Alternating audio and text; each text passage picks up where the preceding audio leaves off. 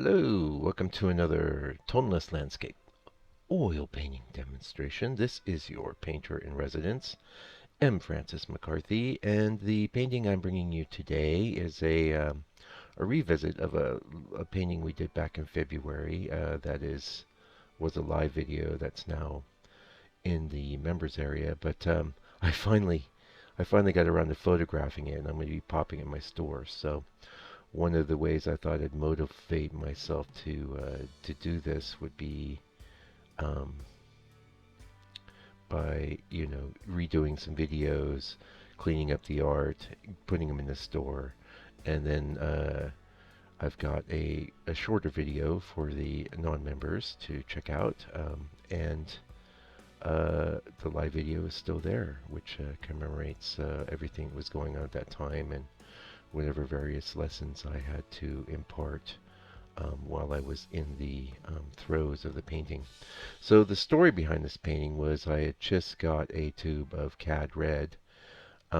It wasn't long before this that someone on the channel had very kindly sent me an article talking about the fact that CAD Red and lead white could actually coexist in a modern painting.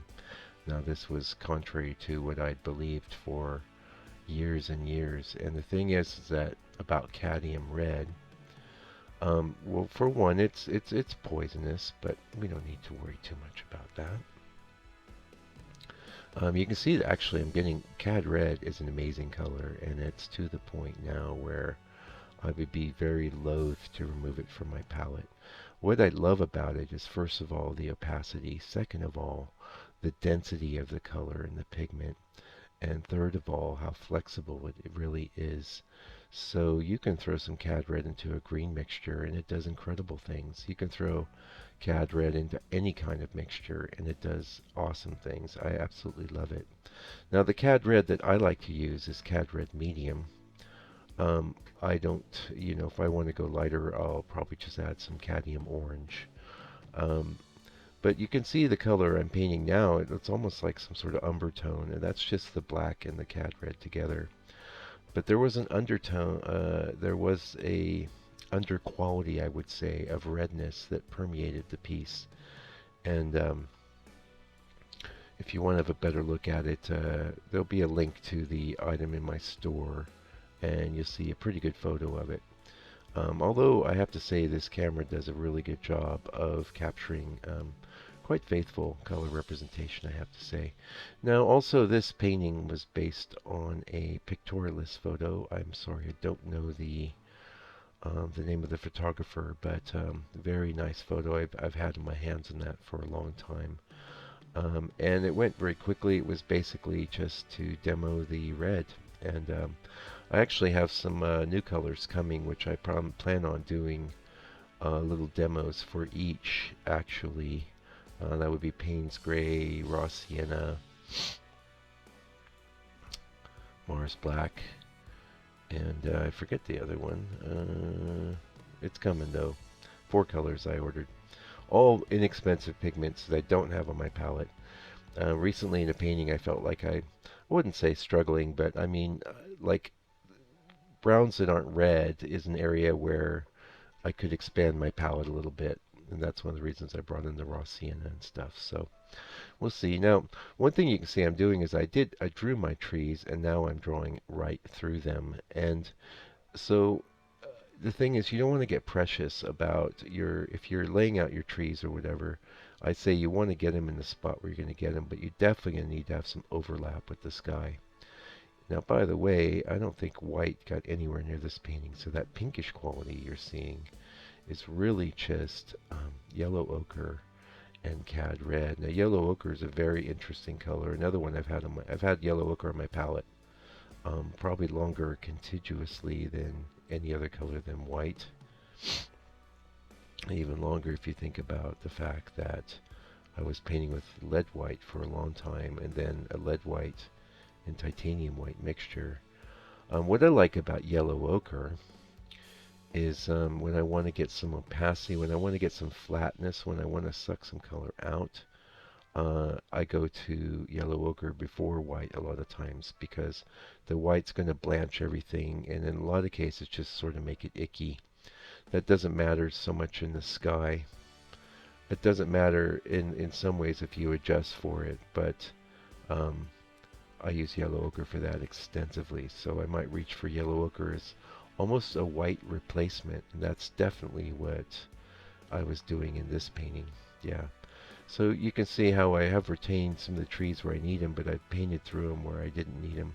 And this is actually an approach. You don't usually paint right through the trees like this, but I will change and modify my approach all the time in different ways. So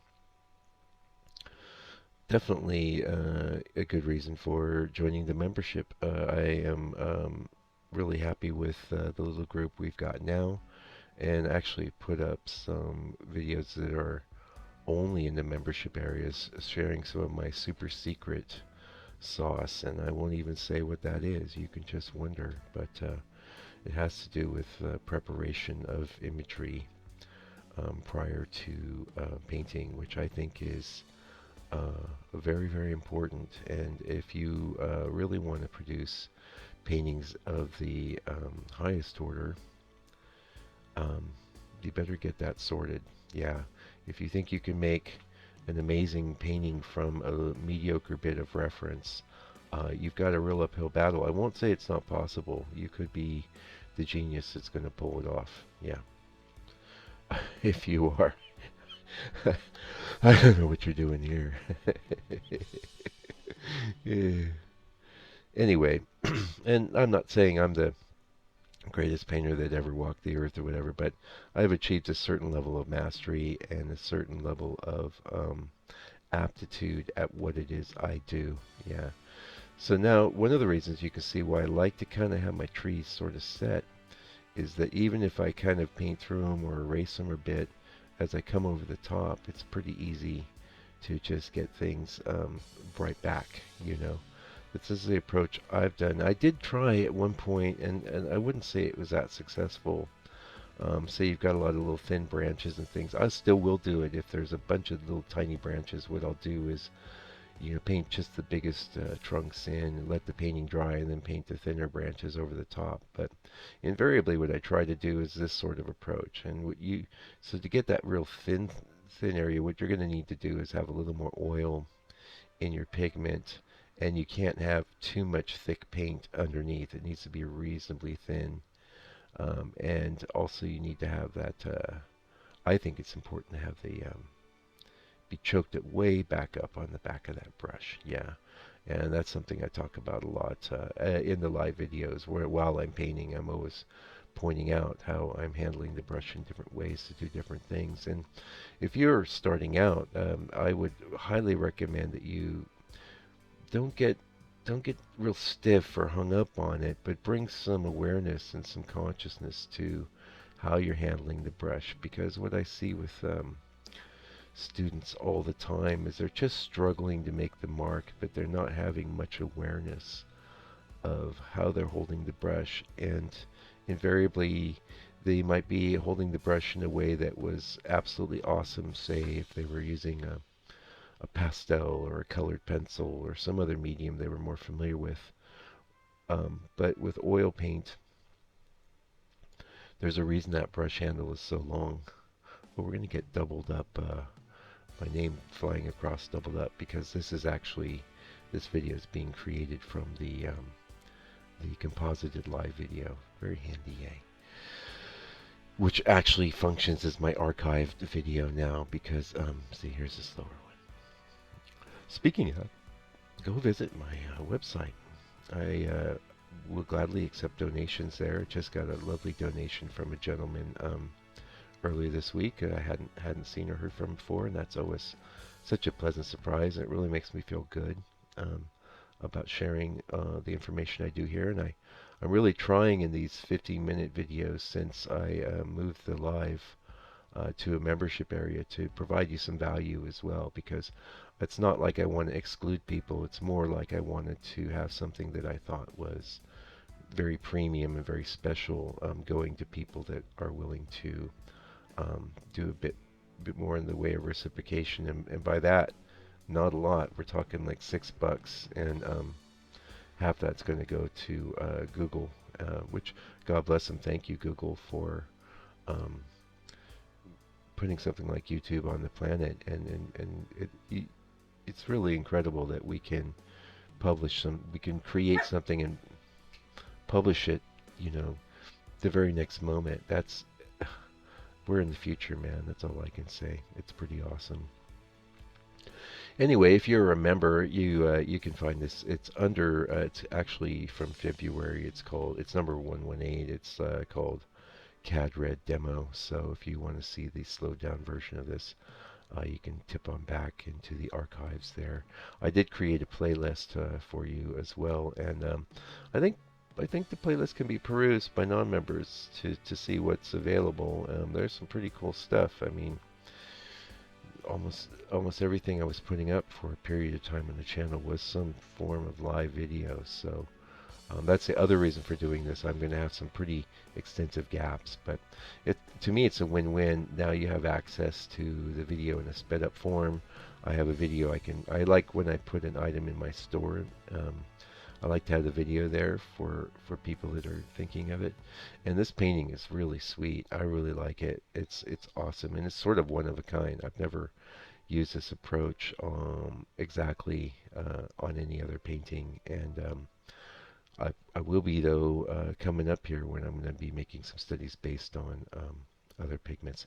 Anyway, that's it for today. Thank you so much for joining me. Until I come back with another video, do me a favor, do me a solid. Take good care of yourself and your family and all your loved ones, and try and love your enemies, and try to be patient with people that have different points of view than your own. We all need to do that now. Anyway, see you real soon.